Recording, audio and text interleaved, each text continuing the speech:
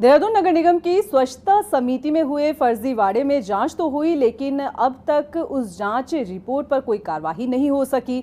जांच रिपोर्ट एक टेबल से दूसरे टेबल पर घूमती रही और कहीं जाकर फाइलों के ढेर में दब कर रह गई। लेकिन अब नए जिलाधिकारी के आने के बाद उम्मीद जताई जा रही है कि जल्द ही जांच रिपोर्ट पर एक्शन लिया जाएगा। रिपोर्ट देखिए।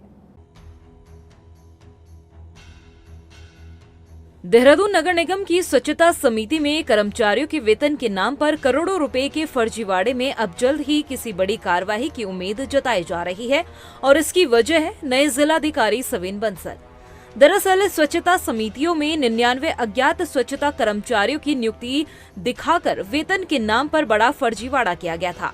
इसकी जांच में सामने आया कि स्वच्छता समिति की ओर से जिन कर्मचारियों को पर्यावरण मित्र दर्शाकर लाखों का वेतन दिया गया है, असल में उनकी नियुक्ति ही नहीं हुई। मामला सुर्खियों में छाया तो एकाएक जांच बैठाई गई।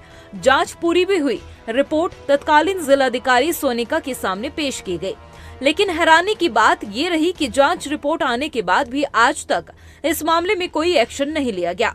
जांच रिपोर्ट सिर्फ एक टेबल से दूसरी टेबल पर घूमती रही और आखिर में वो रिपोर्ट सरकारी दफ्तरों में लगे फाइलों के ढेर में दबकर रह गई।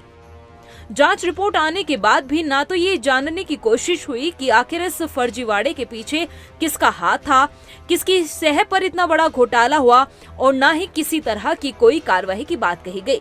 लेकिन अब इस पूरे फर्जीवाड़े में बड़ी कार्रवाई की संभावना जताई जा रही है, क्योंकि नए जिलाधिकारी सविन बंसल फिलहाल फुल फ्लैश एक्टिव मोड में नजर आ रहे हैं।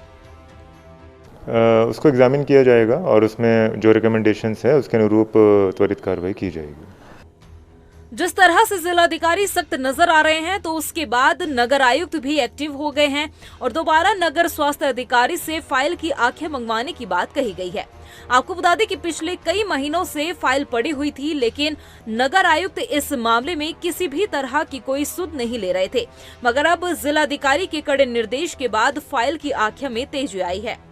देखिए, जो उसमें सीडीओ के यहाँ से जांच होकर आई थी, उसमें कुछ बिंदुओं पर कार्रवाई करने से पूर्व डिटेल के लिए सेक्शन को भेजा गया था। अभी सेक्शन से जैसे ही वो पत्रावली प्राप्त होगी, उसमें आगे की कार्रवाई की जाएगी।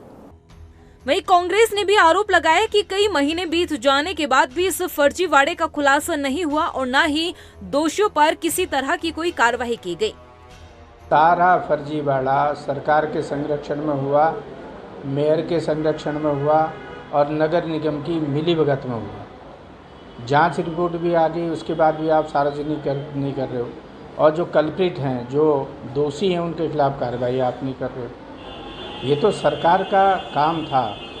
और निश्चित रूप से भारतीय जनता पार्टी में बार बार कहता हूँ, भ्रष्टाचार की पोषक है, भ्रष्टाचार को आगे बढ़ाने वाली पार्टी है और भ्रष्टाचार को पल्लवित और पोषित करने का काम भारतीय जनता पार्टी कर रही है। और नगर निगम में भी यही हुआ देहरादून में। आप देखिए, स्वच्छता समिति की जांच हुई, उसमें फर्जीवाड़ा पकड़ा गया, लेकिन उसके बाद भी रिपोर्ट आने के बाद आप रिपोर्ट सार्वजनिक नहीं कर रहे हो और दोषियों के ऊपर कार्रवाई नहीं कर रहे हो, तो साफ है कि जीरो टॉलरेंस नहीं है। आप ये भ्रष्टाचार की खुली लूट आप करवा रहे हैं। जिस तरह से जिलाधिकारी ने सभी विभागों पर सख्ती से नजर रखी हुई है, उसके बाद तो उम्मीद जताई जा रही है कि जल्द ही स्वच्छता समिति में हुए फर्जीवाड़े का खुलासा कर दिया जाएगा। रफ्तार मीडिया के लिए देहरादून से हिमांशु चौहान की रिपोर्ट।